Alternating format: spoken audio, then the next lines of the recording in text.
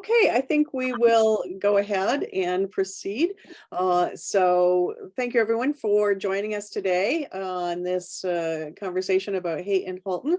My name is Barbara Perry. I'm the director of the Center on Hate, Bias and Extremism at Ontario Tech, where I also hold a chair, a UNESCO chair in hate studies.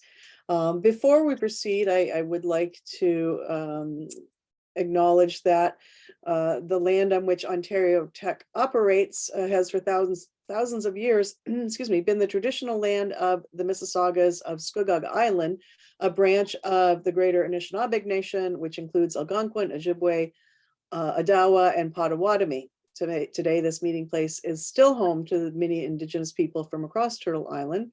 While we're grateful to be working on these lands, we as settlers are by definition an uninvited presence, legitimated only through force and coercion applied by colonial forces of the past and present. Although we're all governed by Williams treaties, we recognize the imbalance of power inherent in these treaties. Thus, we are committed to building partnerships that frame our presence by substantially changing the foundation of our relationship in accordance with the desires of First Nation people.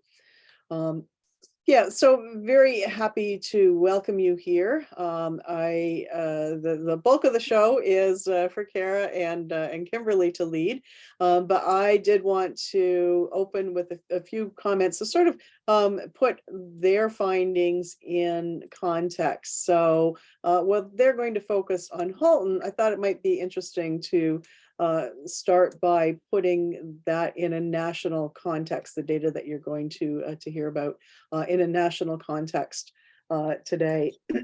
First, thinking about the legislation that is available around hate crime, because I think this is an area of confusion very often. We actually have very limited tools on around hate crime in Canada. We don't have a standalone, hate crime designation whereby, an assault can be prosecuted as a hate crime. It's prosecuted as charged as an assault, but then there might be a sentencing enhancement under Section 718 of the Criminal Code. What we do have, on the other hand, we do have one, if we look at 430 here, mischief to religious property motivated by bias, prejudice, or hate. It's probably the closest we have to something that is distinctly a hate crime. The other pieces of legislation we have really are what we might think of as propaganda offenses. That is promotion of genocide, incitement to hatred, promotion of hatred, and promotion of anti-Semitism, which is a relatively new provision in the Canadian Criminal Code. Excuse me. Those are sort of legalistic definitions. I'm a sociologist by training, so I think it's important to also understand, use a definition that is a little more contextualized and recognizes, not just, whether it's a criminal act or not. We have a cat joining us. Mine will likely join us in a moment too. Looks just like that one. So important to also include a definition or consider a definition that looks at sort of the contextual or impact features associated with hate crime. So for me, hate crime is, violence or intimidation. And I understand, I define violence quite broadly, not just in terms of criminal activities directed towards already stigmatized and marginalized groups. So it's a mechanism of power. And I think that's really important to recognize here, intended to reaffirm the precarious hierarchies that characterize, our social order. It attempts to recreate simultaneously the threatened hegemony or the threatened power and position of the perpetrators group and the appropriate, from the perpetrator's perspective, subordinate status or subordinate identity of the victim's group. And I think that, some of the findings that my partners here are going to share will actually illustrate some of that very well.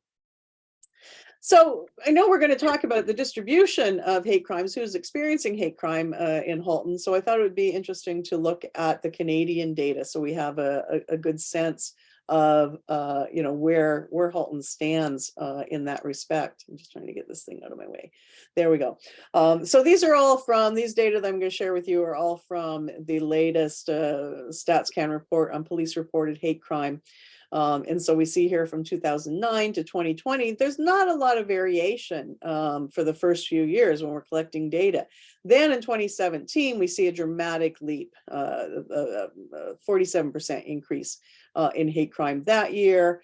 And then a bit of a decrease, and a continuing from 2018 on, another dramatic increase. And even this stops 2020. We do have preliminary data for 2021, which shows another increase. So we're at unprecedented levels of hate crime in the Canadian context, more than we have seen historically. And I think it's important to recognize that in 2020 in particular, this was at a time, so hate crime was increasing dramatically in 2020, for example, in a year where other categories of crime were decreasing. Again, this is during the pandemic, so people were, sort of not out and about quite so much, but nonetheless being targeted by hate crimes, but not other categories of crime. So I think really interesting to recognize that. In terms of the types of offenses that we were seeing in 2020, and this is fairly standard year over year in terms of distribution. General mischief account for the vast majority of reported occurrences, but we also see a relatively high number of uttering threats and common assault. I think it's also important not to minimize the importance or the impact of these sorts of offenses of general mischief, because these are very public. They're very common, first of all, so it's a relatively frequent experience for individuals and communities, but they're also very public. If we're talking about vandalism and graffiti and those sorts of things, these are not behind closed doors. These are not in a dark alley. These are typically in very public places, on the front of a mosque, on the front of a gay bar, on a billboard, on an overpass, those sorts of things, so that many people are exposed to those messages. And so there's no single victim, not only an immediate victim, but communities that are victimized and that absorb that message. So they can be very impactful for that very reason. I think we look at shifts. One of the important things to acknowledge, so we've got 4 years of data here, and this is fairly consistent, again, year over year, that racially motivated hate crime is typically most common, followed by religiously motivated hate crime, followed by that motivated by sexual orientation. What we saw in 2020 is a dramatic increase in racially motivated hate crime. And that is in the context of COVID, with anti-Asian sentiment on the rise and anti-Semitic, that's the religious, anti-Asian sentiment and therefore activity on the rise, as well as we saw an increase here in anti-Black and anti-Indigenous violence, which is I think backlash violence, the attempt to sort of put communities that were exercising their rights back in their place. If you think back to that definition I offered, right, an attempt to reinforce and reaffirm the hierarchies that perpetrators see as the norm and the standard that they need to defend. So this is what really accounts for that dramatic leap in 2020. I think the last piece of context, national context, is that what we have here is the rate per 100,000. And I know that this, it's sort of a good place to start segueing, because I know that this is something that Karen, Kimberly, you draw attention to, is where Halton sits with respect to other municipalities. And to the national distribution as well. Oh, yep, one last bit. Looking at 2020, so that was up to 2020. As I say, we've just got preliminary data for 2021. We should have the full report relatively soon. But again, we saw another increase, 27%. Racially motivated, crime up again, 6%. Arab and West Asian in particular, and South Asian to some extent. And religiously motivated crime is up quite significantly again in 2021. Anti-Muslim violence, 71%, and interestingly, anti-Catholic violence, which again, in thinking about backlash violence, I think a response to the discovery of children's bodies at some of the residential schools, which were not all, but many Catholics. So this is a reaction to that, I think. And anti-gay hate crime up 64%, a really dramatic leap there. And I included these other, oops, sorry. Didn't mean to do that quite yet. Just trying to move this out of the way again. Apparently we want to go there. Excuse me. And I included these behaviors at the bottom here because, these might be pieces that were missing from the hate crime data. They weren't identified, perhaps by law enforcement as bias motivated, but might very well have been. If we think about, online harassment and threats in particular, often the hate element isn't acknowledged there. If we look at the fact that 57% of homicides had racialized or indigenous victims, again, there might be bias motivations there.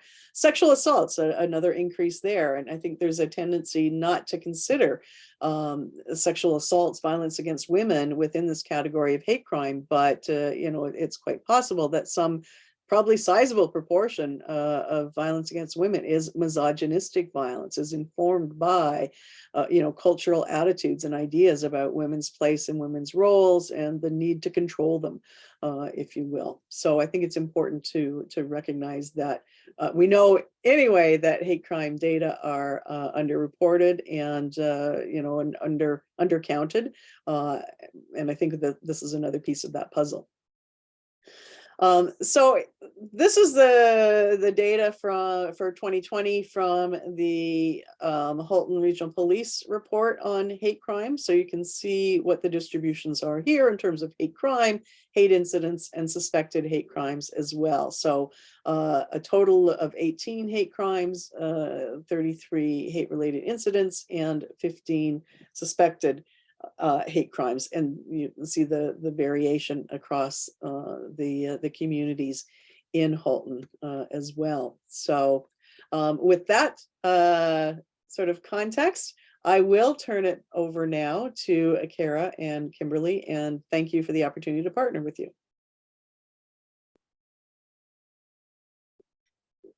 Thank you, Dr. Perry, and we thank you for the opportunity to present our information today. So I'm just going to share my screen here. And there we go. So let's get started with a land acknowledgement. Please go ahead, Kimberly. Thank you. Thank you, Kara. Thank you, Dr. Perry. Thank you for this opportunity to be here and amongst all of you to share this information and the results from the survey. I'm not a very traditional land acknowledgement share. I want to, if we can, just take a moment of pause. We are functioning out of Halton, which is home, of course, of 16 Mile Creek and Brawny Creek, Brawny Provincial Park, various bodies of water, ponds and streams and things. My focus, of course, is really on the trees that inhabit Halton. Being in Oakville, I know that the oak tree, of course, is resident here, as well as maples throughout Halton, and the forgotten elm and birch trees. I know also that there have been various treaties signed under duress, under desperation. I know that the people entrusted with leadership and partnership with this land generously extended and welcomed others to inhabit and take up some of that responsibility, but they did it with intentions of sharing, as they do. Unbeknownst to them, this land was taken and co-opted and inhabited. So with genuine gratitude and sorrow, I acknowledge the land here. I acknowledge those with whom we have now formed treaty, and I acknowledge that there's much work to be done in order to reestablish truth and reconciliation. There's much work to be done. And though I'm not able to give back the land, I am able to honor the treaty with the intention that it was initially extended to our people, the people, to me. And I ask you, on whatever land you inhabit, to do the same.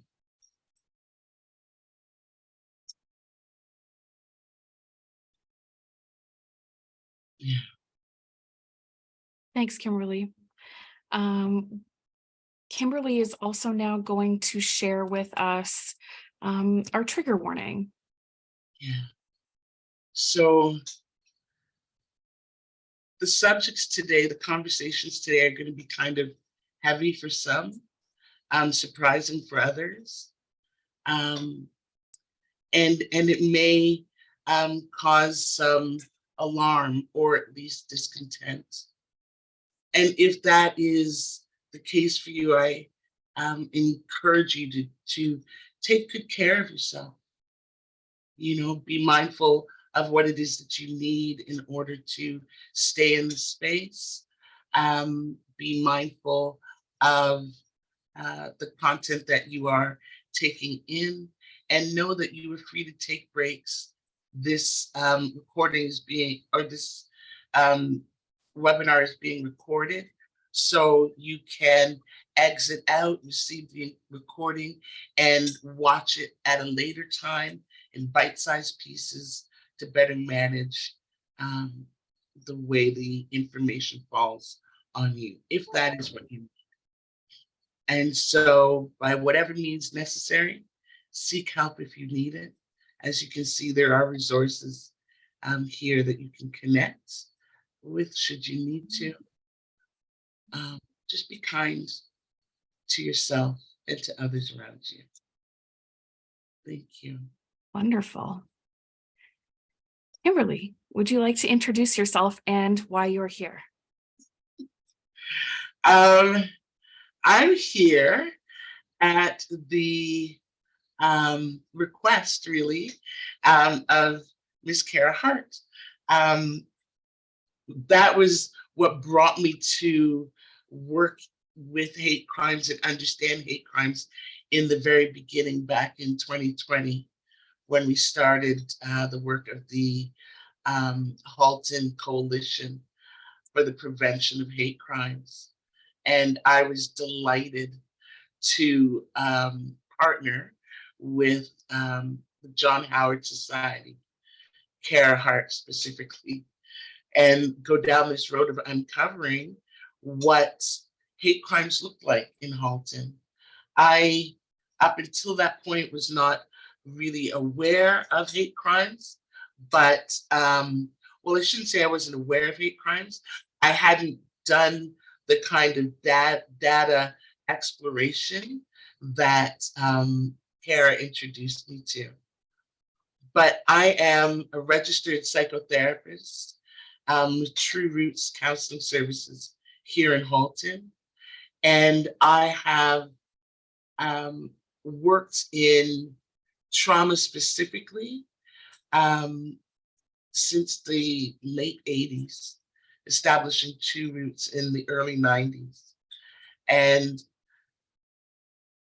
I'm really genuinely grateful for the opportunity to actually be here and be in the midst of this work under this mantle, because it's surprising how the those targeted by hate motivated incidents and hate crimes specifically are living with unaddressed, sometimes even unknown traumas that have shaped their lives, their worldviews, and even how they engage in general society. And so that's a little bit about who I am and why I'm here. Yeah. Thanks, Kimberly. And I am Kara Hart. I'm from the John Howard Society of Peel, Halton-Dufferin. I have been with John Howard for the last 17 years, working in a variety of different programs, and specifically in the realms of hate crime prevention and prevention of radicalization to violence for the last about 4 years. And I worked on behalf of the agency to develop the Coalition for the Prevention of Hate Crime in both Halton and Peel. So today, we're going to talk a little bit about how we got here to this event today, and then share some information with you about what hate crime looks like in Halton. And then we'll move on to some actionable items and tools that you can take away with you today to start working and in your own realms of influence to prevent and intervene in hate in our communities. So initially, we got involved, or John Howard Society got involved in hate crime prevention and awareness after our provincial conference in 2019. That conference brought to light the significant rise in hate crime following the 2016 United States election. Specifically in Canada, it rose approximately 47% between 2016 and 17. We determined that this was a priority issue in our GTA regions that we really needed to address, because our mission as the John Howard Society is to prevent crime. So I reached out to Kimberly because I knew that John Howard Society was not in a position to address the needs of victims. So it needed to be a team effort, and working with Kimberly in a number of other areas, including the Halton, the HSJCC, the Halton Human Services Justice Coordinating Committee. I knew that she was the person for the job. So she, Grace, gave me a chance, and we created the coalition together. Early on, over the course of those couple of years, we worked really hard to mobilize awareness in the community about the alarming levels of hate crime and incidents in our communities that we were hearing from victims, but that wasn't necessarily being presented to the community in a formal capacity. We had some early success bringing the community together to support victims of hate. And community leaders demonstrated significant interest and support of the cause. As hate crime, though, lost popularity in the news as a hot button issue, funding and momentum began to dissipate, and the work became very side of the desk for a lot of the participants, which led to significant burnout and a loss of momentum of the work. We also struggled to maintain representatives from equity deserving populations who are at most risk of being targeted by hate motivated behavior. We struggled to maintain those individuals at the table for a variety of reasons. One, that we didn't have the funding to make it equitable and possible for those individuals to sit at the table. And also, there was a lack of trust there was a lack of trust a genuine fear and anger towards law enforcement and representatives from criminal justice and other social service organizations. And many of those participants didn't feel safe sitting at the table. So a number of those issues, as well as others, led to the downfall, unfortunately, of the coalition. What we were able to achieve during that time, though, was a community survey, which covered, I believe it was 294 participants, and the resulting, 293 participants, and the resulting draft report. Unfortunately, we didn't get the funding to complete the report, but the information that we're sharing with you today is high level statistics and data that we were able to include in that report. And we're going to be sharing some of that with you in a resource package that's going to be sent out after the event today. So without further ado, Kimberly, did you have anything you wanted to add to that? I think in addition to the survey that we completed, we did complete, but we weren't able to present. We were able to establish, at least on a certain level, some connections with community members that had otherwise not been tapped on for their information participation and genuinely excellence. And we were able to acknowledge people in the work that they were doing and are doing in ways that they were otherwise overlooked. And I think part of the power we were able to share was just the acknowledgement that the work that they were doing is valuable and is seen in spite of the fact that it was not yet funded.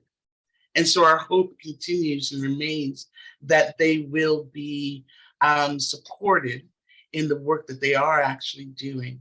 These communities are really genuinely from the ground doing the work, even though the dynamics in Halton sometimes tell them that they're doing otherwise. And so it was that piece for me was wonderful to be able to fuel some flame for the work that these individuals are doing in the Halton community. Thanks. Okay, so to put into context today, Dr. Perry did a wonderful overview of the national data and some of the information and struggles that data presents. Specifically, the national data posed somewhat of an issue for us because that information is collected through the Uniform Crime Reporting Survey, and it's limited to police reporting crime. It includes both confirmed and suspected hate crimes, but it doesn't include recorded incidents of hate that don't meet the threshold of a crime. These incidents can include things like racial slurs that are not necessarily a criminal offense, but they have a significant impact on the community in a similar way that a hate crime might impact a vulnerable community. And a lot of international research tells us that as much as 90% of hate crimes are not reported to the police, which results in a pretty inaccurate picture and understanding of what hate crime actually looks like across the country. Some of the barriers to this accurate data, some of the things that we discovered was the myriad of definitions of hate crime that are used among law enforcement and social service agencies across the country. It changes based on the organization that you're talking to. And there's a very narrow definition of what hate crime is in the criminal code. Dr. Perry went over that in her introduction, but the majority of the pieces of the code that apply to hate apply to hate speech related acts, as well as some vandalism acts directed at specific populations. There's also varied methods of data collection across the country, and including varied methods between studies that are done. It's not all collected the same way, which creates some difficulty in comparing populations. And there's also a significant fear and distrust that remains between vulnerable communities and law enforcement that prevents a lot of these communities from reporting. And we're going to talk a little bit about the dynamics of that in a little bit. There's also an acceptance of hate by the broader community due to those embedded cultural norms. And this results in a lack of recognition of hate motivated acts and minimization of those acts. And so we don't necessarily see them as a broader community as an incident of hate. There's also a significant lack of education and resources among social services and criminal justice agencies that allow us to recognize hate perpetrators and support victims. We also noticed when trying to compare a number of populations that were experiencing significant hate across Halton region were not represented in larger studies. It's a common practice for researchers and statisticians to group a number of cultural groups, racialized groups, nationalities, genders into larger umbrella groups to create efficiencies in data collection and ease of comparison. Unfortunately, what happens when we do that is that it forces invisibility on some vulnerable populations. And when we can't see these groups, they're overlooked when we try to develop solutions and supports, and those groups don't have a voice at that table. So we're going to see this play out as we talk a little bit about the Halton data, specifically with the Latin American, Hispanic, Latino communities later on in the presentation. Data is also inherently biased and exclusive since the implementation of the census in Canada. The census has long excluded a number of gender diverse communities, racialized communities, sexual orientation, and it's only in the recent census that some of these populations were now included. So we don't have an idea necessarily of the long-term experience of these communities in our regions over time. And as Dr. Perry talked about the criminal code, hate crime doesn't necessarily exist in the criminal code. So it makes it very difficult to prosecute and address hate as a criminal offense. In regards to local police reported data, the numbers that show up in Halton police reported data is minimal compared to the regions that surround us. And so it makes it easy for us to say that hate isn't necessarily an issue in Halton. Look how low our numbers are. Unfortunately, because most hate crimes and incidents aren't ever reported, the numbers create a widely understated picture of what's actually happening in the community. So we have an unclear idea of the rates of hate crime and incidents at Halton across the province and country in general. And that's what motivated us originally with the coalition, because we knew this was happening, but we didn't have the data to back up our beliefs. So today we're going to share some of that data with you, and hopefully we'll give you a better picture of what's actually happening to the people in our community today.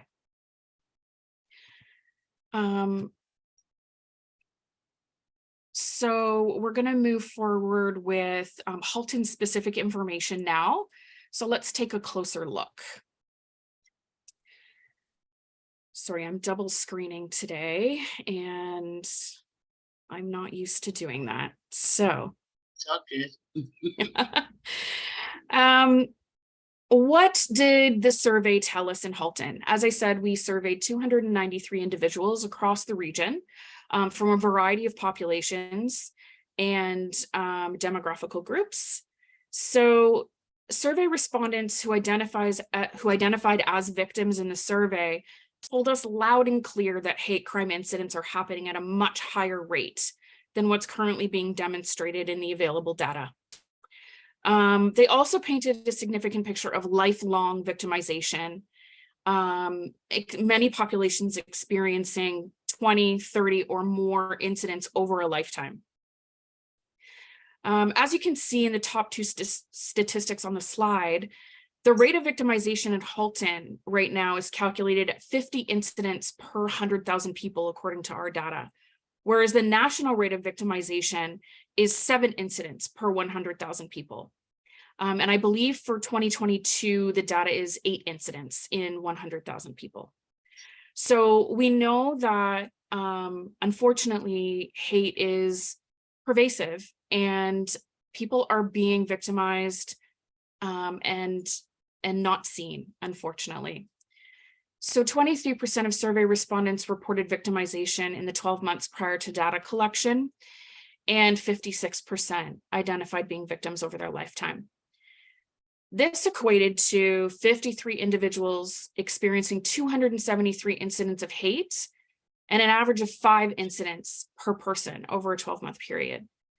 This is staggering. And 125 individuals experienced 2,888 incidents of hate and an average of 23 incidents per person over their lifetime. Some, as we know, averages don't necessarily tell us a full story. And some of the individuals reported exponentially higher rates of victimization, depending on their identity and experiences within the region.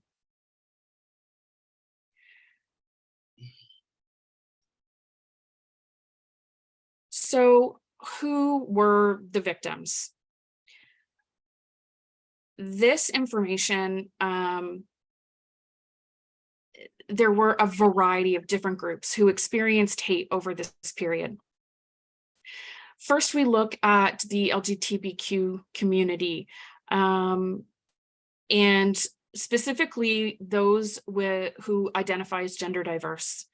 So these individuals were most likely to be targeted and least likely to seek help.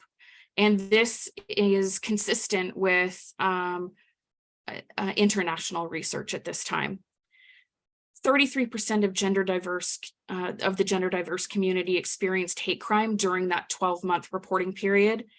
And these gender diverse individuals reported an average of 7 incidents per person during that time.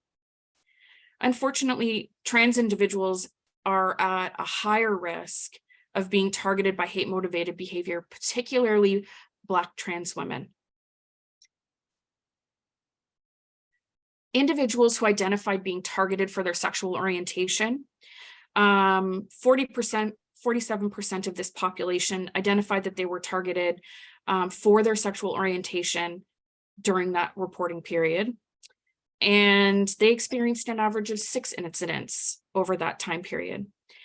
They also represented 16% of all hate crimes and incidents that we recorded over that time. And this compared to the national data of 10% of all hate crime incidents over a 12-month period. So we know that this community is vastly underrepresented and underserviced in our communities. And we're going to talk a little bit about that later in the presentation and how the system is failing our victims. But this community certainly demonstrated that we need to take action to support this community. Next, we take a look at individuals identifying as female.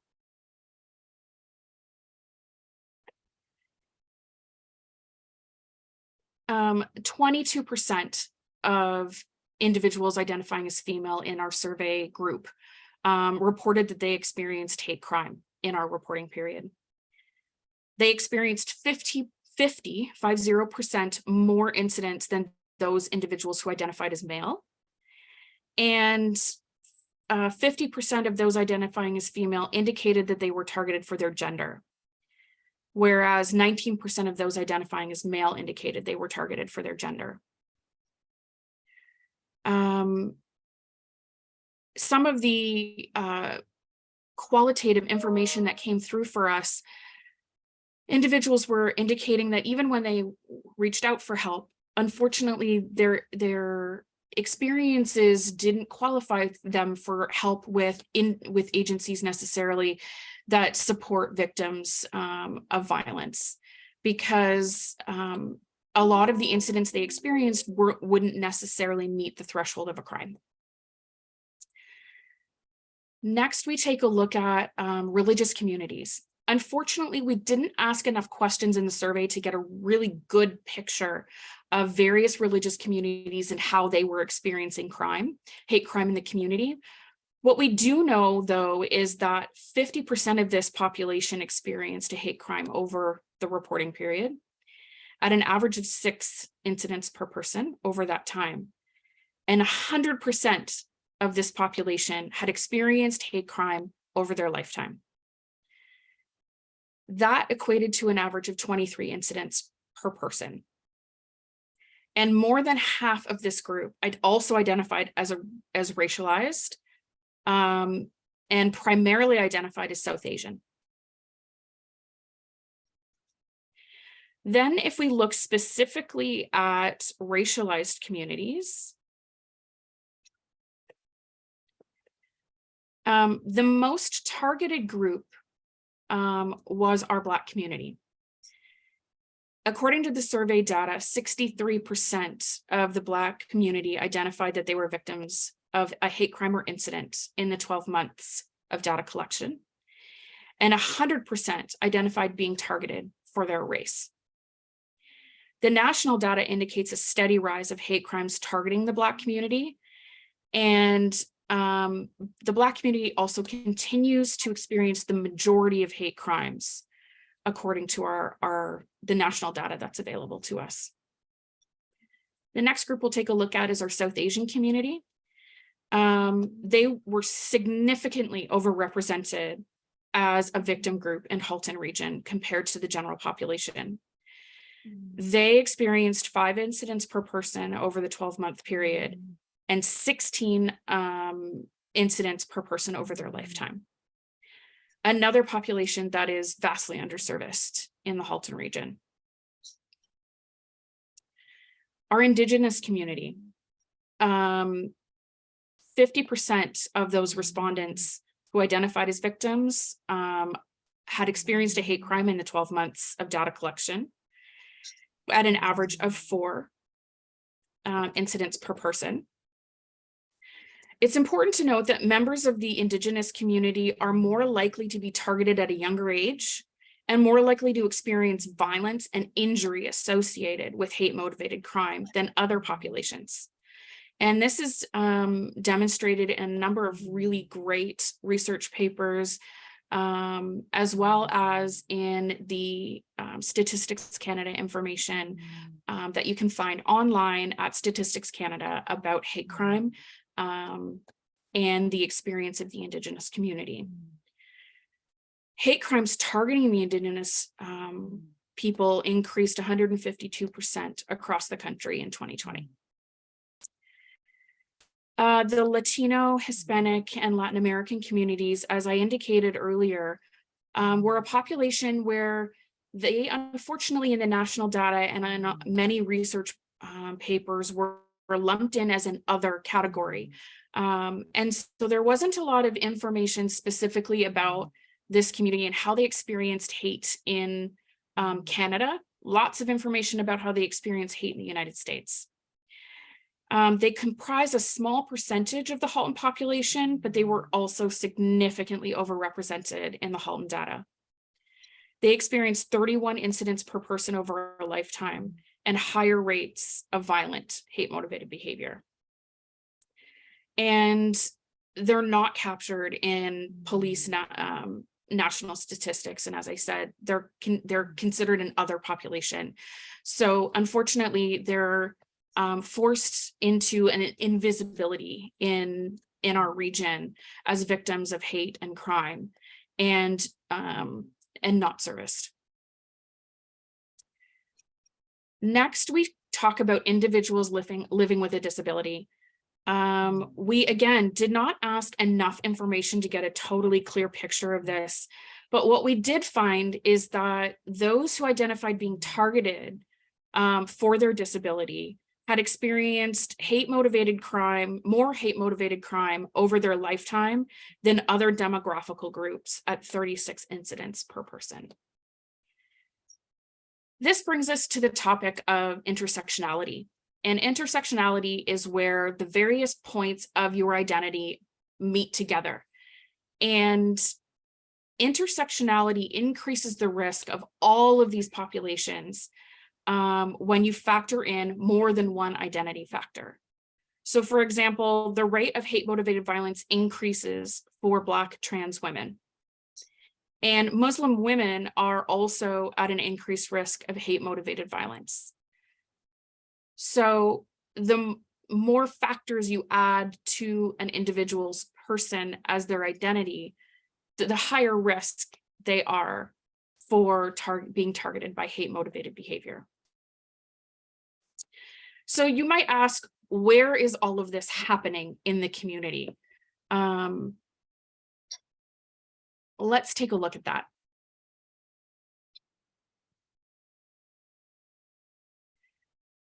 First, we'll take a look at on the streets in our community, on our sidewalks, in our public places where people are traveling by foot.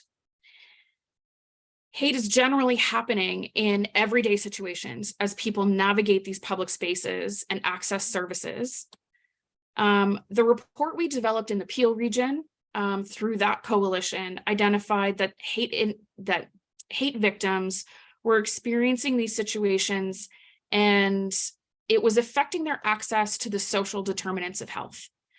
The social determinants of health, if you're not aware, are factors that indicate how well you'll fare long-term through health and well-being. So the lack of access to social determinants of health creates disparities in that long-term health and well-being, particularly for equity-deserving populations and particularly for racialized populations. So in Halton, when people are navigating these public spaces and walking along sidewalks, our survey respondents indicated that 65% of those identifying as victims experienced hate while walking on the street in their community. The majority of these victims were female, so 68% of victims were female or identified as female. And those who identified as East Asian, Hispanic, or Latino and the Black community were targeted more than other racialized populations.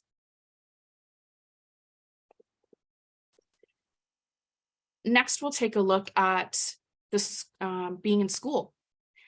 So slightly less than half the respondents who identified as victims reported that they were victimized at school. But 67% of those who identified being targeted for their religion experienced hate crime at school, and more than any other demographical group. Black and East Asian students identified being targeted more often than other racialized groups. And those identifying as gender diverse or who identified as female were targeted 39% more often than males. And 50% of those who were targeted for their sexual orientation identified being victimized in school. The next most prevalent place where people were experiencing hate is at work. This was also a particularly problematic area because victims who experienced hate at work felt silenced and felt they had nowhere to go to report it and did not see their HR departments as a safe place to report hate. In fact, many gave us comments indicating that they were afraid to go to their HR because they were afraid to lose their job by identifying as a victim of hate in the workplace. And there are a number of really great research articles out there indicating that many workplaces and HR departments don't know how to handle hate incidents and crime within their workplace. So 44% of victims indicated that they've been targeted by hate crime in the workplace. And those identifying as Black, Arab, biracial, and Southeast Asian reported the highest levels of victimization among all racialized groups. And those identifying as gender diverse were targeted more often than other genders. And 60% of those targeted for their sexual orientation identified being targeted in the workplace. So there are a number of other areas as well where people were experiencing hate. Social and cultural events were a significant one. And individuals reported that if they experienced hate at a social or cultural event, they were less likely to attend those events in the future. Contributing to a sense of isolation from the community. And that was a common theme among victims who reported in the survey, was increasing isolation. Public transportation was another location, and individuals identified that they were afraid to take public transportation after their experiences. Stores and restaurants were another common place where individuals identified being targeted and while applying for a job. And some indicated that they struggled to find a job because of being targeted for their personal identity. Many indicated that dealing with police or courts were places where they experienced hate. And again, sporting activities or events caused individuals not to attend those events in the future. And finally, public hospitals or healthcare, while working with healthcare workers, were a very concerning place. Again, one of the quality healthcare is a significant social determinant of health, and individuals were less likely to access those places in the future if they had experienced hate while trying to access healthcare. And a smaller but significant population experienced hate while trying to secure housing. And many indicated that they experienced what we call move-in violence, where when they tried to move into a community, it was made very clear that they were not welcome in that community. And we had a number of individuals identify that they actually left a community after moving in because of what they experienced when they tried to move in there. Another special note is that those living with a disability were generally targeted more often in all of these locations compared to other demographics. And again, if you add intersectionality, the risk increases more. Some other situations that our survey participants identified were online and social media in things like local chat groups, community groups, moms groups, at gas stations when they stopped to put gas in their cars, at hotels, trying to access a hotel, interacting with their neighbors around them, in their own homes by family members and guests. Whoops. And so that gives you a picture of what it might be like for an individual navigating Halton on a daily basis and where they're experiencing hate incidents as they try and access the necessities of life, as well as trying to integrate into the community. Kimberly is now going to chat with us about, no, I am going to chat with you about how hate is underreported in our communities. So some of the barriers and systemic factors that contribute to hate being underreported. 91% of our survey respondents identified that they did not report their experiences to the Halton Regional Police. An estimated 75 to 90% of all hate crimes go unreported across the globe. So while this number is on the high side of those demographics, it is not inconsistent with the global data. Some of the primary reasons victims did not and do not report include fear and trust of the police, lack of understanding of what a hate crime is, fear of reprisal from the perpetrators once it's found out that they've reported that crime, language barriers and accessibility barriers to reporting, and the desire for privacy. Being a victim of hate often comes with a level of shame, and that was reported to us very clearly through the data. And there's more data that we could share. There's an overwhelming amount of data that we could share, and we can only share a piece of it with you today. But as you can see, there are also, those factors are also common among our survey respondents. So 38% indicated they didn't think it was going to get addressed even if they reported it. And it's important to note that those respondents who reported a household income of under $100,000 per year identified being afraid of how the police would treat them. And they didn't want to be involved in the court process. And those were the two primary reasons individuals in that below that income bracket chose not to report. One respondent did suggest that a support program be put in place to specifically support hate crime victims as they proceeded through the criminal justice process. Because some of the reasons they didn't want to be involved in the criminal justice process is because they didn't feel safe. We know that the criminal justice process takes a long time, and often perpetrators are supported in the community while they're waiting for their trial or conclusion of their involvement in the criminal justice system. And this made victims feel unsafe, and they felt that they required more support than what was available. None of the respondents who identified as part of the LGBTQ community reported hate incidents to police. And several racialized groups refrained from reporting any hate crime to the police as well. And that included the East Asian, Indigenous, Hispanic, Latino, biracial, and South Asian communities. They reported 0 incidents. 27% of victims identifying as Black were afraid of how the police would treat them. And they were the largest racialized group to identify this as a reason for not reporting to the police. The majority of the Southeast Asian population indicated that they didn't know how to report to the police.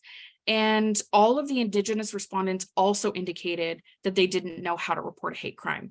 And this is a common issue across, again, all research, is that there's a lack of understanding of how to report to the police and where to access those services.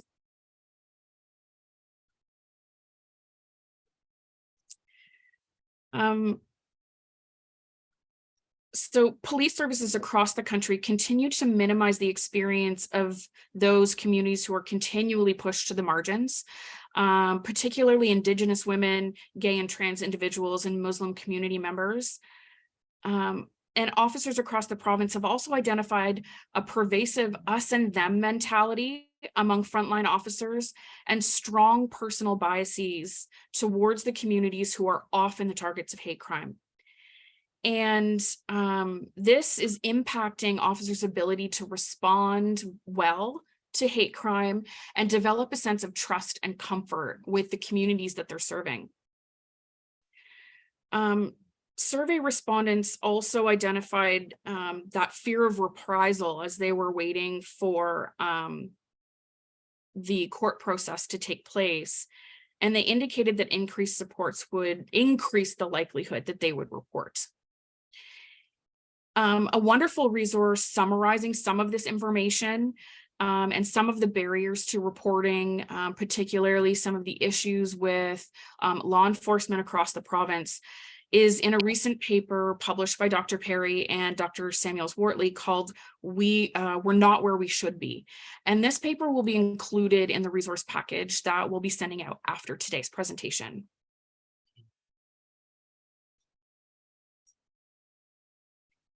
Kimberly's now going to talk to us about victim support and what was happening with individuals who did or did not access support in the community. So please take it away, Kimberly. Thank you. Before I do, can I just tap a little bit on the underreporting?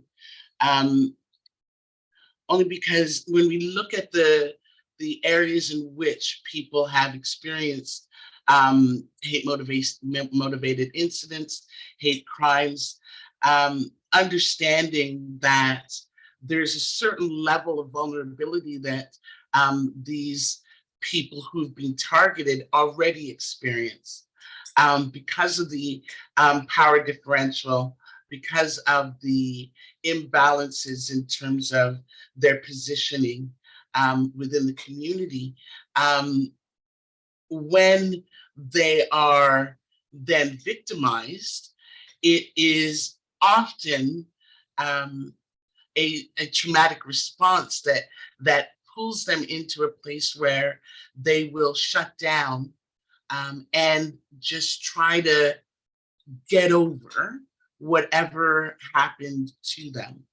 And that process of pulling within and the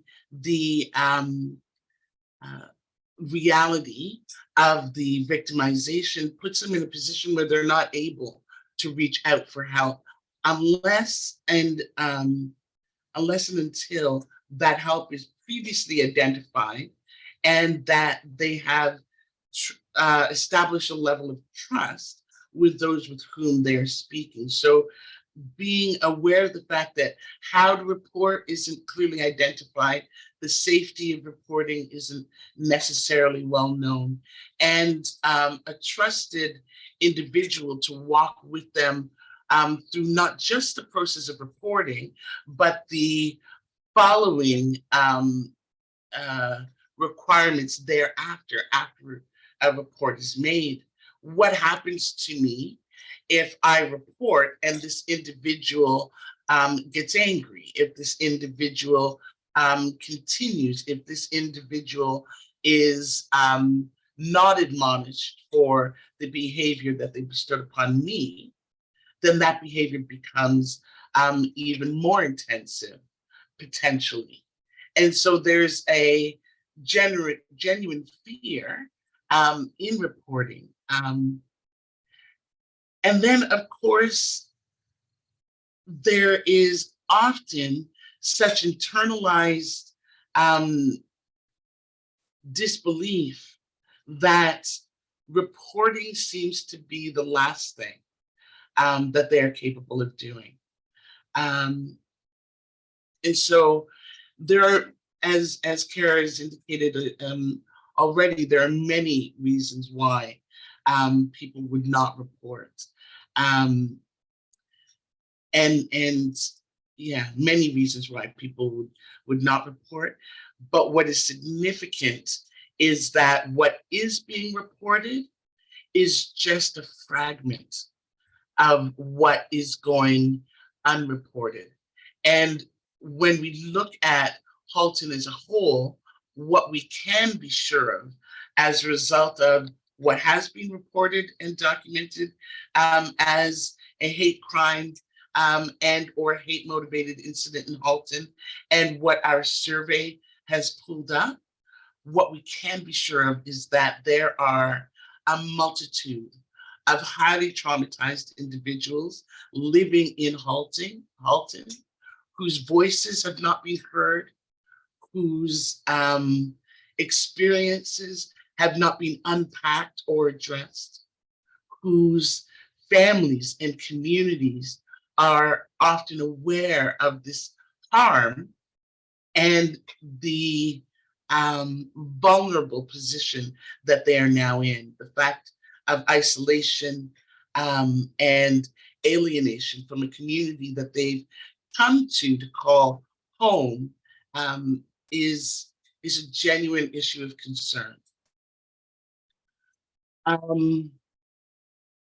So what can you do to support individuals in Halton. So the survey respondents who identified as victims of hate crime and incidents are not accessing support services following their victimization.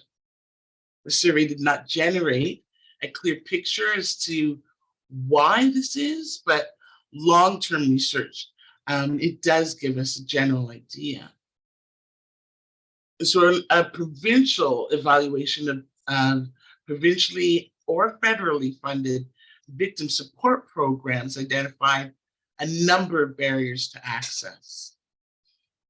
These programs can be a direct extension of law enforcement, the court system, which is prohibitive to many groups who have a negative history with police and or the justice system.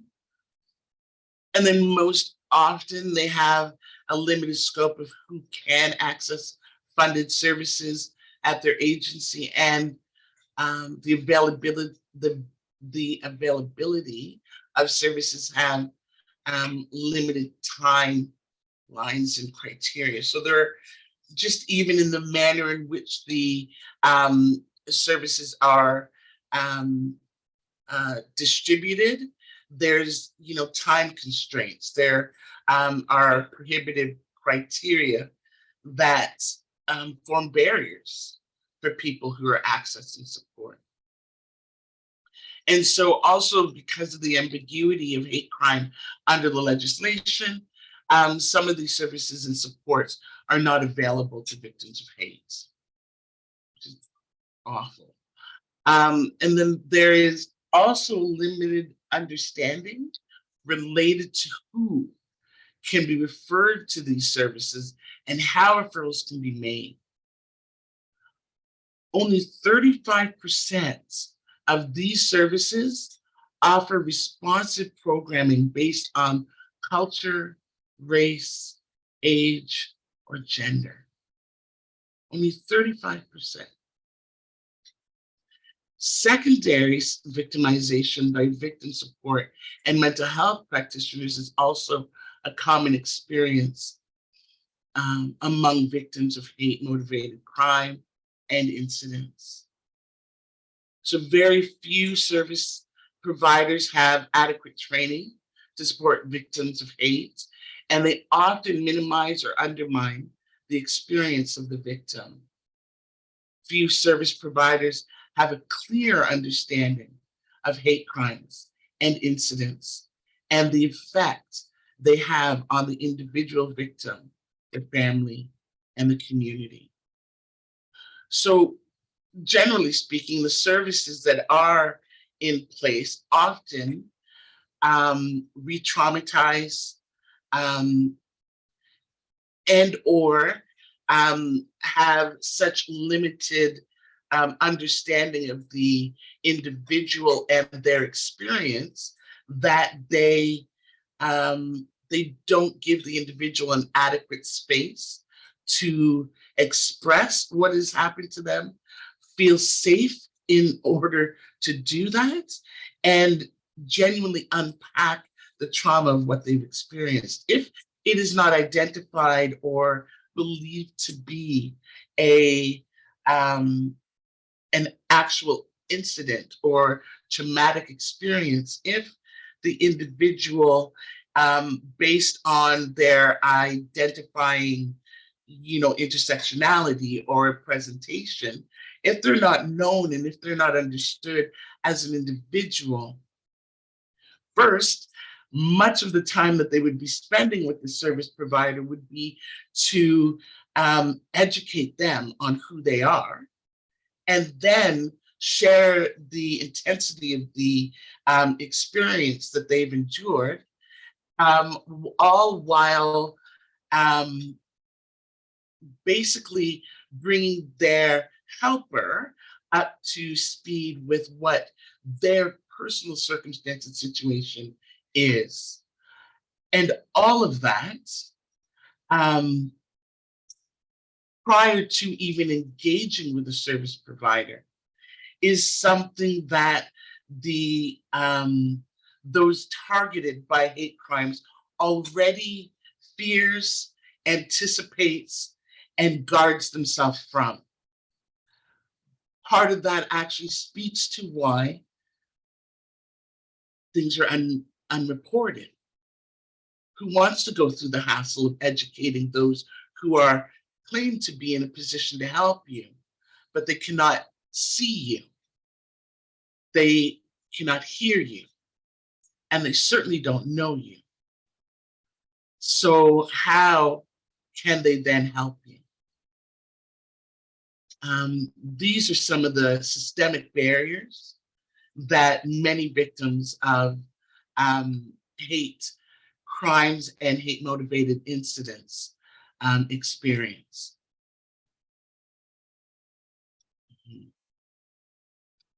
Thanks, Kimberly.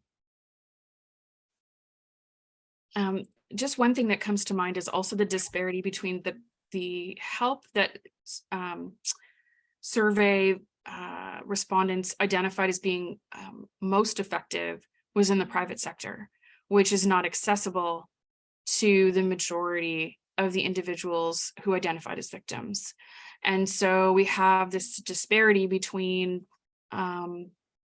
socioeconomic status and access to quality trained help. And we also know within the social service sector right now, there's a mass exodus of qualified practitioners who are leaving nonprofit work for private work. So arguably this situation is going to get significantly worse unless there's an injection of significant funding to maintain livable wages or thriving wages for individuals who are working in that sector. We also determined through the survey that hate is very embedded in Halton. It's perpetuated through those cultural norms, behaviors, and beliefs that are not necessarily identified by us as individuals on a daily basis as being problematic. And so respondents reported hearing about hate crimes and incidents occurring in their communities on a regular basis. And so they had experienced and identified hate through pamphlets that were delivered to their door through the mail or dropped off at their door, graffiti in their communities. And I had a probation officer indicate to me not too long ago that they have seen graffiti in their community, they're a resident of Halton, and it didn't occur to them to report it. And so when you have somebody working in the criminal justice system and not realizing how important it is to report, that goes to show how many people just don't connect what they're seeing in their everyday life to crime or perpetuation of hate.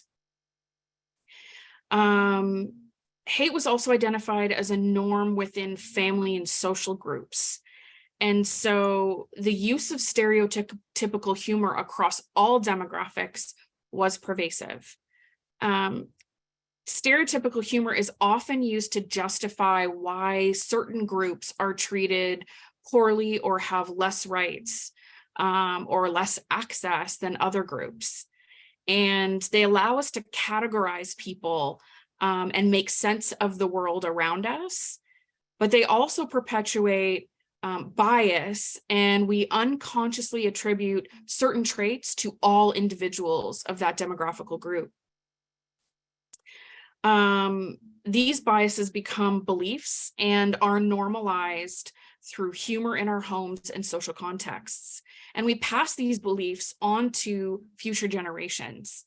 And we sometimes don't recognize that some of the things we say and do actually originate in stereotypical humor or sayings or phrases that originated in historical periods and were used as hate motivated and bias prejudice statements. As you can see from the statistics on the screen, sorry, let me just move this. Very few or less than half of individuals in the community felt a desire to stand up to discrimination and harassment. And only half indicated that that they felt shame that this was happening in their community. Is that perhaps because it's normalized, or is that perhaps because there's also pervasive fear, depending on who's reporting that information?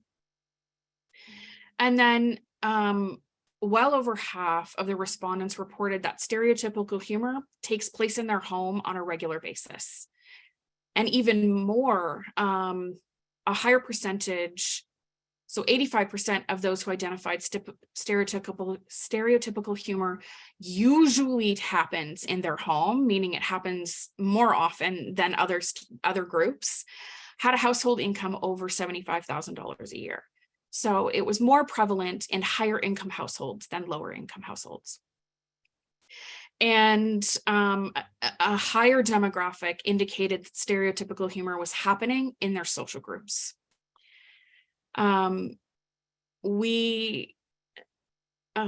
Researchers such as Jack Levin and Jack McDevitt have identified how embedded hate is in our culture. And we can see that through any popular culture forums such as music, television, news broadcasts. And in fact, several respondents identified seeing hate perpetuated through local news broadcasts. Having hate as a norm throughout our popular culture and in our public and private spaces makes it normalized and acceptable, and sometimes creates a barrier to us seeing the hate itself and the fallout of what that hate does. So our respondents have told us that it's everywhere, public and private spaces, and in order to prevent hate, we need to get at this social norm. So that is some of the specifics to Halton. We also identified some systemic issues that are happening through the reporting data. And Kimberly is going to talk about where help is falling apart in our community and what's happening to prevent effective help, and who was not accessing help and who was accessing help. Take it away, Kimberly. Thank you, Kara. The majority of the survey respondents who identified as victims did not access support following the hate crime. Those who did access help found that the help did not address their identity as a victim of hate, and many had their experiences minimized by the counselor or practitioner. Those who had the resources to access support from the private counseling, therapy, psychology sector had slightly better experiences than those who accessed help through community organizations. Generally, research tells us that the consequences of being a victim of a hate crime are more detrimental and longer lasting than for other types of crime. Secondary victimization is a significant risk for victims of hate, and researchers have identified that counselors exhibit dismissive behavior towards victims of hate, and this is a common problem. And there continues to be a lack of understanding related to power dynamics between counselors and the therapists and victims. I'd be remiss if I didn't sort of jump in there as well with the, you know, when you're working in an environment in which you have, what's that called, Kara? When you have the services that you can access through work. Oh, the EAP. EAP, thank you. Employee Assistance Program. Employment assistance programs, and these sort of benefit packages or resources that many people, should they be working or in an environment in which they can access that, what we find is that even these programs are not, the therapists hired for those programs are either not racialized themselves and or specifically not trained to address these kinds of issues. And so even if individuals have the resources by virtue of a benefit package and or EAP program within their work, to get therapy or counseling or some sort of psychosomatic assistance to address the issues that they have faced through the victimization, the people that they're sitting across the table from or on the other side of the couch with, they're not adequately able to assist them through all of the things that they've endured and encountered as a result of being a victim of these hate crimes or hate motivated incidents. And this just perpetuates the sense of harm and the isolation and subsequent alienation that they feel as a result of the victimization. And so, regardless of how it is that the individuals have encountered the hate motivated incidents, even in seeking help for maybe not reporting, but seeking help for the residual impact of the victimization, even in that area, things fall short. So as you see, like 65% of identified victims indicate that the support they accessed in the Halton region did not address their experience as a victim of hate. 65% is a very significant number. And many related stories of counselors minimizing their experiences.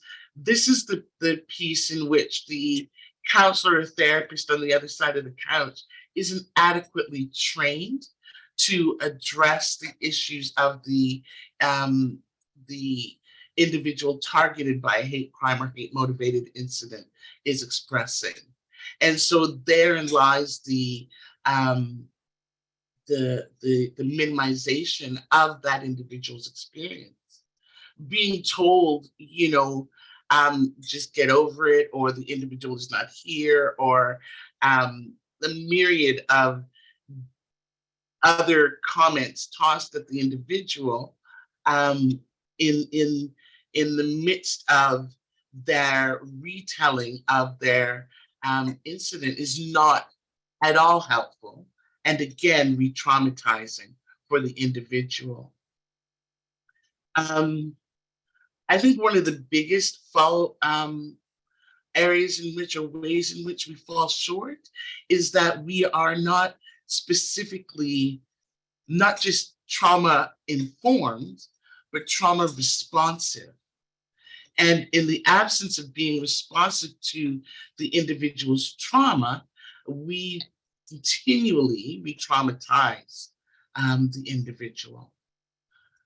So 50% of those who do access help at a community agency found it helpful. And oftentimes that's because in accessing help at the community agency,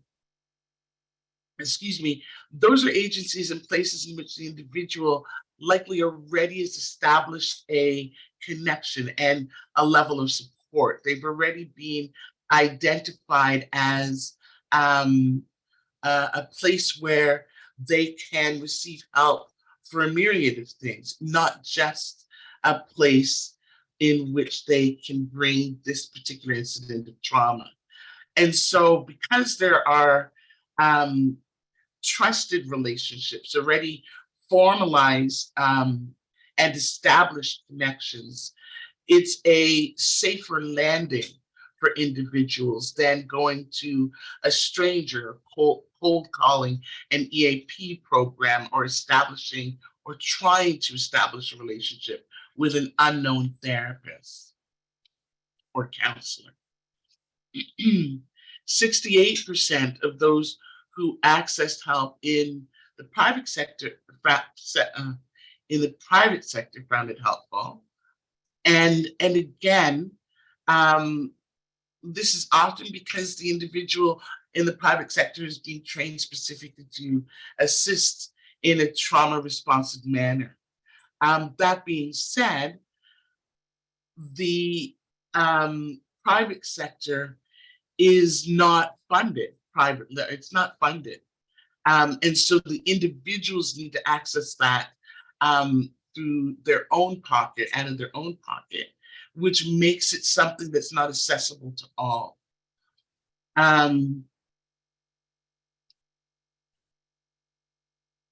So these are like 80% of those identifying as male did not seek help. 67% of gender diverse victims did not seek help. 65% of victims who were targeted for their sexual orientation did not seek help. And 78% of victims who identified as racialized did not seek help. These are the areas in which we fall short. Mm-hmm. Thanks, Kimberly. Okay.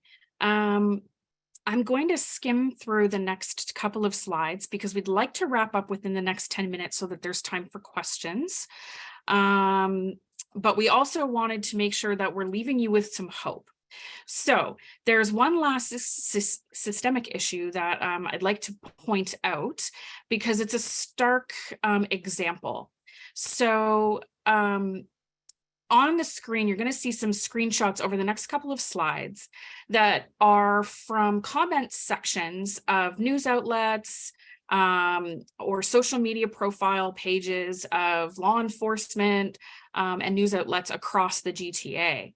And you'll see in there comments that are clearly hateful, but what you'll also see is that the individuals or organizations that own and run these social media pages are not responding to the hate, nor are they supporting individuals who are standing up to the hate in their comment sections. This unfortunately leads to a normalization again of hate at a systems level, indicating that it's okay to behave this way in public forums, and that there is large systems supporting your voice as you perpetuate hate in these large forums. So I really encourage the participants here today, if you run if you have social media pages, please use some of the resources that we're going to be providing you to moderate that to a certain extent so that the behavior on these pages is not normalized moving forward. So let me just, there's another example, and we'll be sending the slide deck out with those resources if you wanted to take a closer look as to what that looks like on social media as well. So we wanted to leave you with some hope. So what can we do about it? And again, we're going to give you a very high level description of some of these things, and each slide is going to be more detailed. So you'll have an opportunity to review those in the resource package afterwards. So Kimberly, do you want to say a quick comment about believing the victim? Believe the victim. Let their voices be heard. Now is definitely the time to give space and create environments in which people can reconnect and reestablish a sense of safety within the community for themselves. Their safety is being ruptured. And so creating an environment in which these individuals can, at the very least, be heard, that's the very least we can do. Minimally, we have to hear, we have to listen, and we have to support the individuals who do come forward with the incidents that they've experienced. I don't know how to make that any smaller. And if I delve any deeper, it'll be a 2-hour sermon. I have that kind of blood in me. I think open your ears, listen, and create space for people to speak. Mm-hmm. I think our primary message today, moving forward, regardless of which system you come from, is believe the victim first, and place them as a priority. So, Kimberly, can you give us a couple of quick comments as well on systems change and putting the community first and planning second? Yeah. That was something that we learned the hard way, actually, with Halton Coalition for the Prevention of Hate Crime. We were so excited about having so many people wanting to become a part of this team and to do this work that we just threw everybody together. And so we had, systems people as well as community people all sitting at the table together without realizing that we needed to, take a pause, maybe build this thing in a non-traditional way, to create space where we are really actually hearing from the community first, from the voice of those targeted first, so that they can inform us about what they need moving forward. And so really genuinely flipping kind of the structure of the way we've always done things, those who sit in the systems and have the money and have the resources to build the thing, will build the thing. But it's not just about having the voice of those who we are building for at the table. It's really having the voice of those in need, letting the systems know what they need and how to construct it. So putting the community voice first was really genuinely revolutionary in the work that we were doing.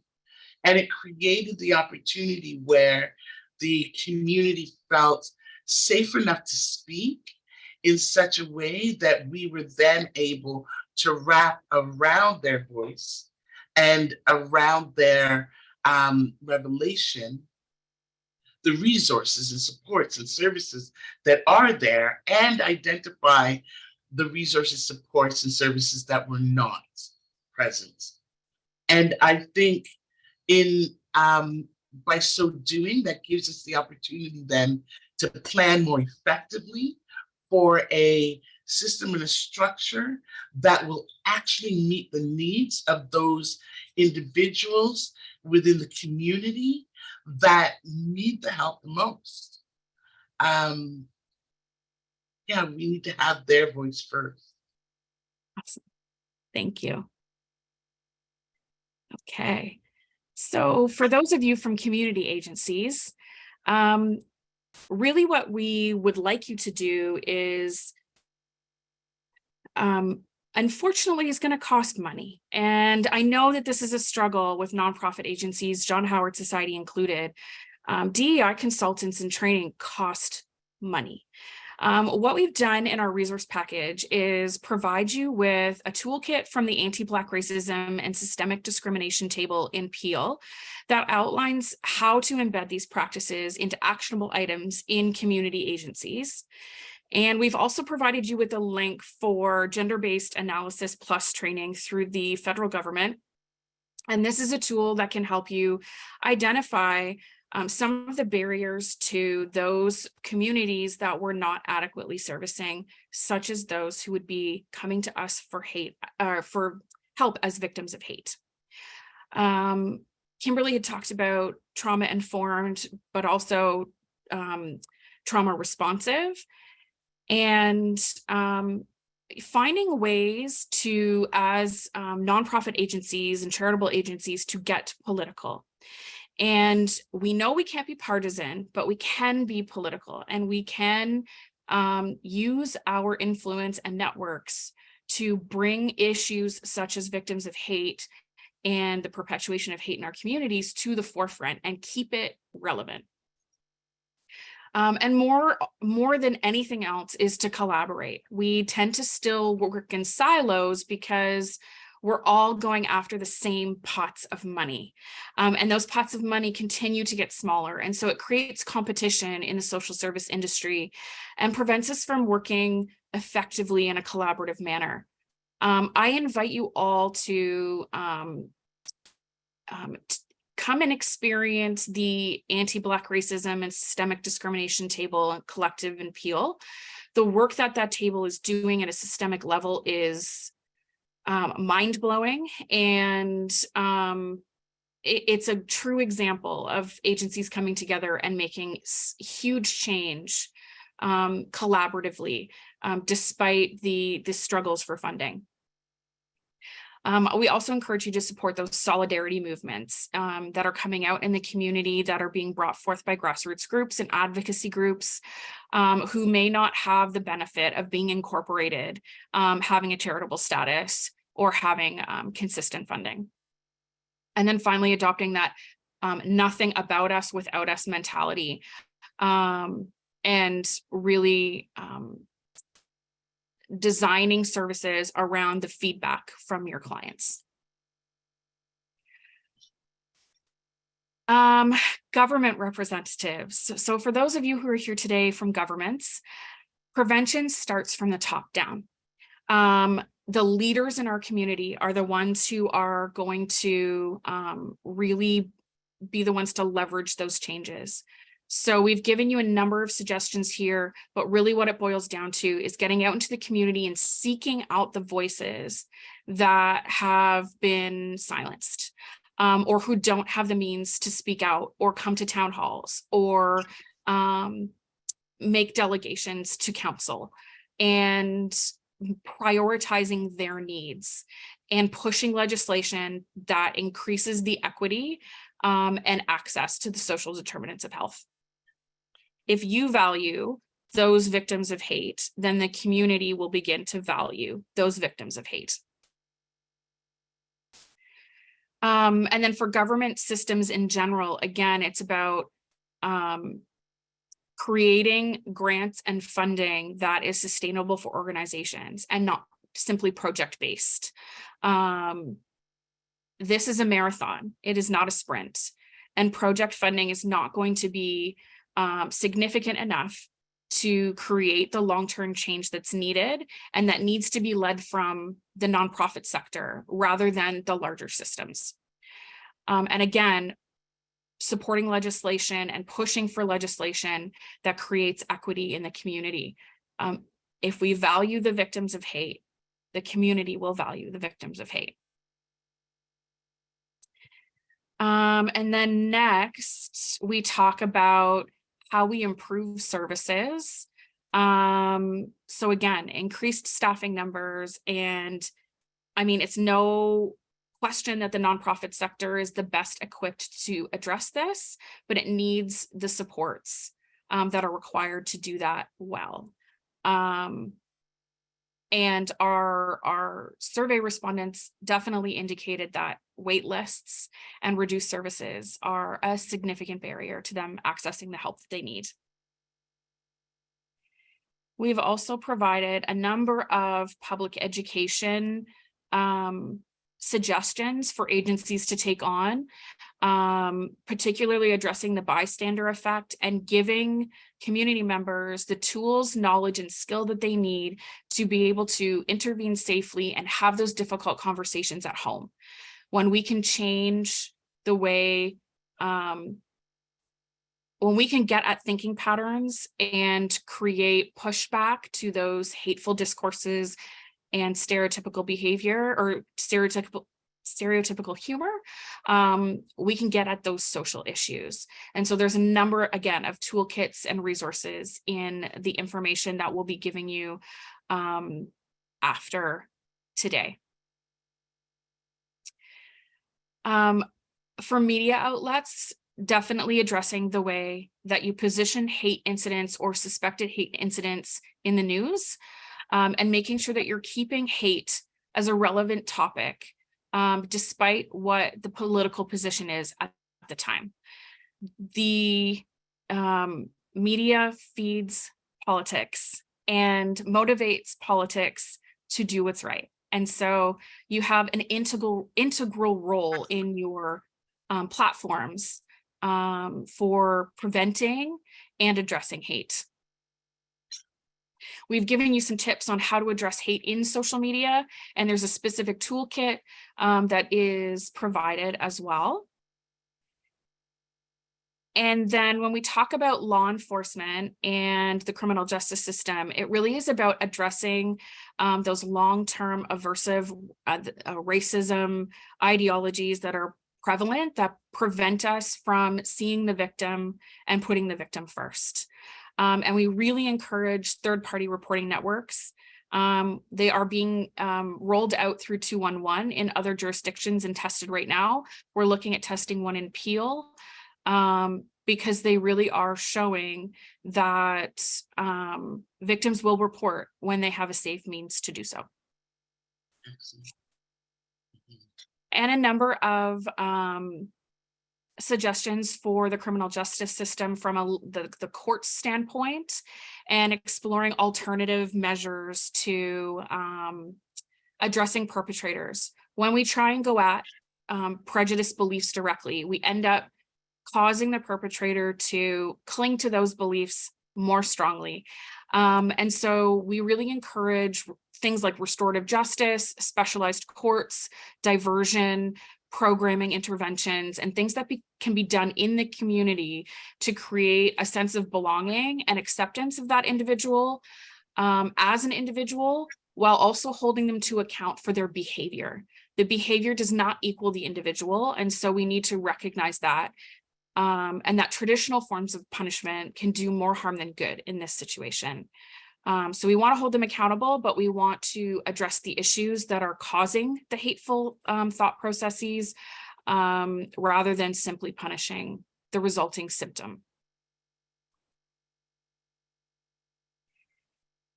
In communities, so if you're a community member here today, we provided you with a number of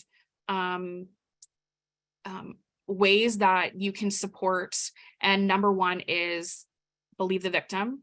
Number two is get involved.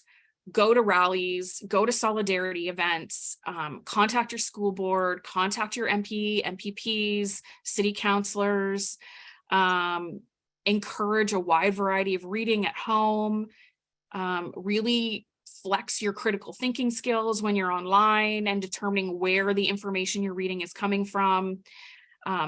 Get involved at community panels and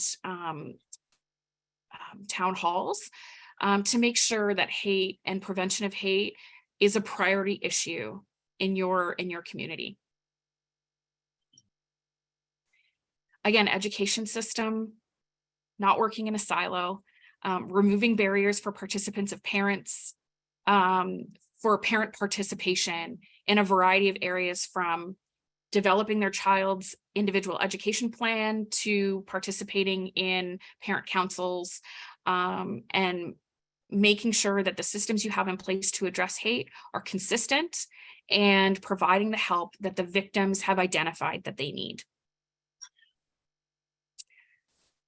Okay, so finally, we have a call to action.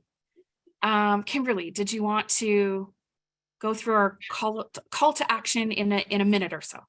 In a minute or so.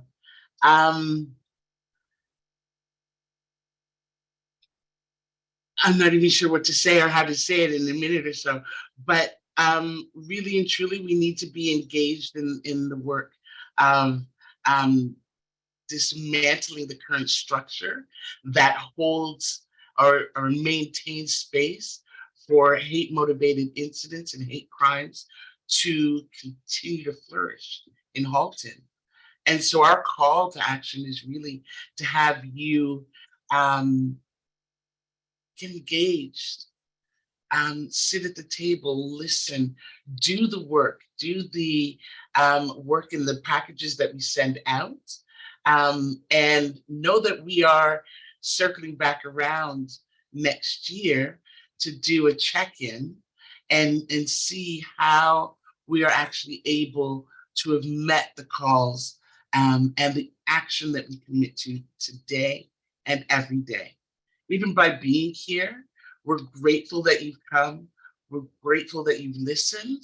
And we look forward to the work that you will continue and begin to do in Halton to eradicate this hate. Yeah. So as we move into the question and answer stage, we invite you to put into the chat one small thing that you think you can do over the next year to start to address hate within your sphere of influence.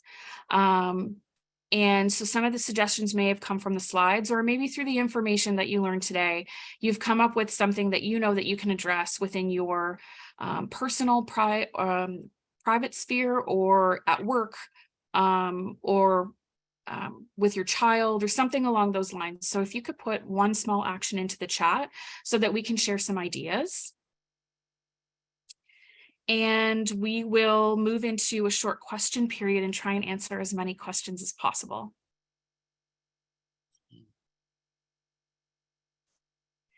That was so powerful. Thank you so much for sharing that. I mean, you really, I would love to see this replicated in other communities to see, you know, what's really happening on the ground across certainly across the province, if not the country. I think that, you know, the trends that you've identified are disturbing, not just in terms of the numbers, but also in terms of the challenges and the barriers that folks have to being properly served. But more than anything, I appreciate your pragmatic actions, suggestions at the end. I think that is something that I'm probably guilty of too much. I talk a lot and then don't, you know, what are the problems, and don't provide the solutions. So I appreciate that. So we do have a question. So will your coalition expand to York Region? I would love it to expand to York Region. I mean, our John Howard Society is Peel Halton-Dufferin specific. Oh, so people are trying to type into the chat, but it looks like it's disabled. Oh, and Brad's not here to help me.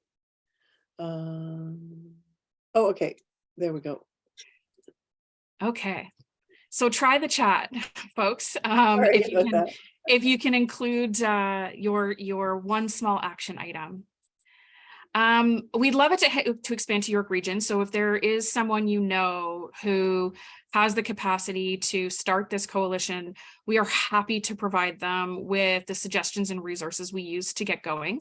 I will strongly encourage that, you know, we try and have support for those equity deserving populations to sit at that table.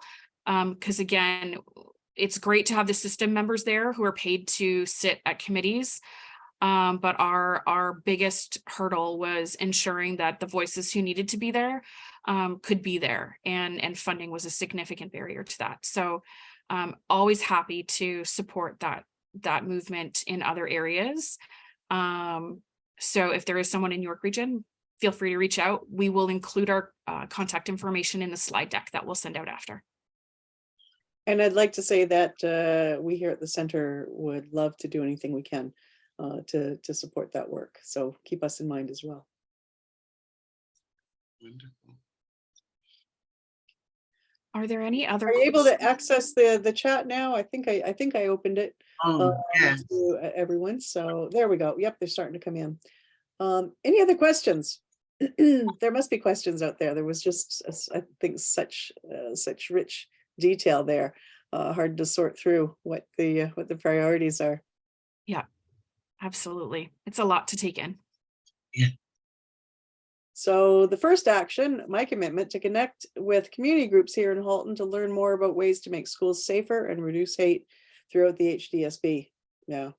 Oh, so important. I'm glad we have educators here or people connected to education. So important. And we often talk about, educating our youth, whether it's through formal or informal mechanisms in the schools.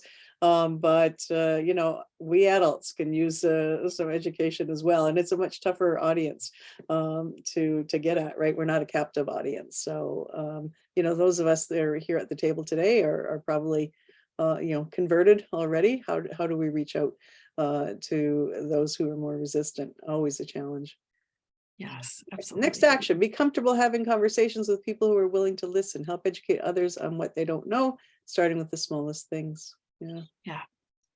Those difficult conversations, the ones that give us those heart palpitations and cause the nerves because we're afraid to disrupt and we're afraid to hurt others.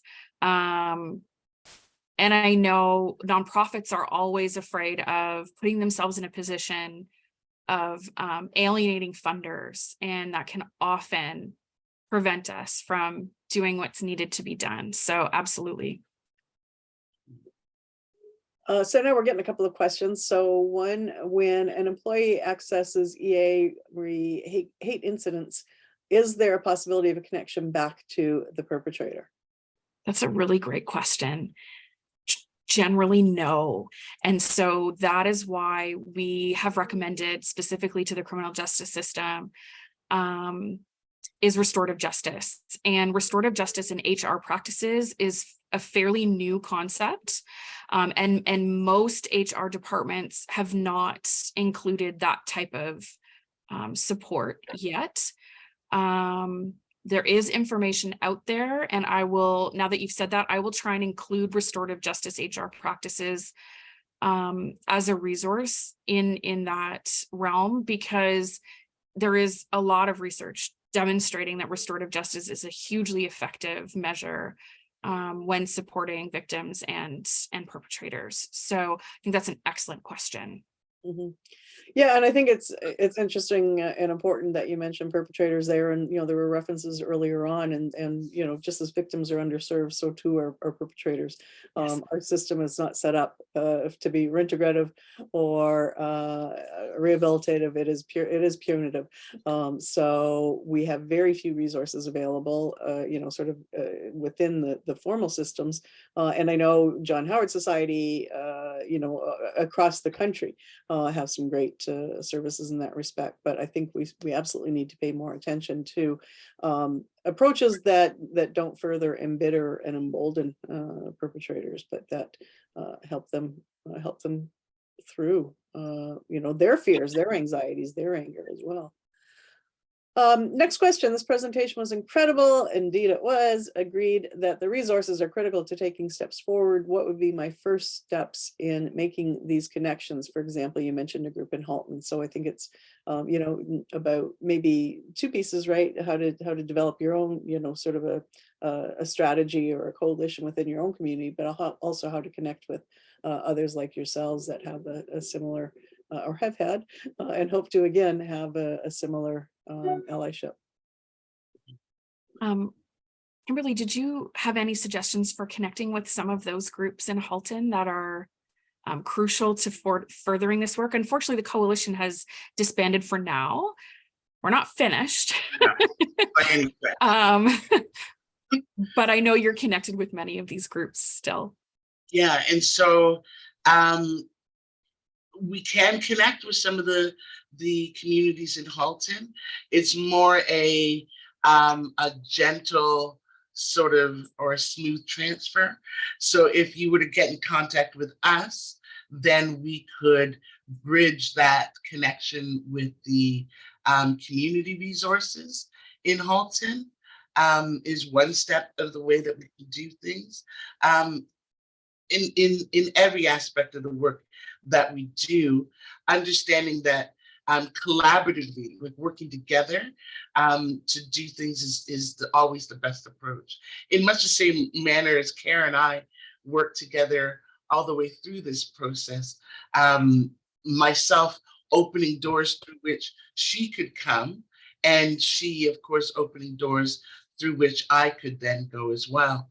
And that sort of handoff is the way to go. So by all means, our contact information will be handed out to you as well with the package after here. And get in touch with us, and we'll get in touch with them and do an introduction. Yeah. And Katie says, oops, I meant a group in Peel, the Halton. Oh, so that's the Anti-Black Racism and Systemic Discrimination table. I'm a co-chair for one of the working groups at that table. So if you're interested in connecting with that group to find out how that group could be replicated in other regions, please feel free to reach out after, and we can certainly connect you with some of the other co-chairs in the areas of your interest. Just as we're leaving, perhaps you can both put your emails in the chat so that it's, if you don't mind, so it's available to our participants who might want to reach out to you about those other pieces. What else do we have here for the actions? Yeah, we're getting some action there. I'm actually going to save this too, so we have it. Did we say that one? Yes. Great presentation. Thank you so much for sharing. My commitment is help share resources with friends and family. Always pass it on. My commitment is to reflect, listen, so important, and create comfortable, safe spaces for individuals to share information and resources, continue to learn more. Again, yeah, can be no end to learning, I think, in this space. Speak up in both personal and professional spaces when I see hateful or racist behavior. We enable by not acting and not calling it out. So really important. Thank you for this great presentation. It was packed full of interesting data and information and very well presented to us. Yes, absolutely. I agree. You've done an incredible job with putting this together and with the survey itself and getting the kind of response that you did to it as well. So looking forward to the second draft, and we can talk about, certainly the center can support you with that survey. So again, don't lose track of us. Definitely not.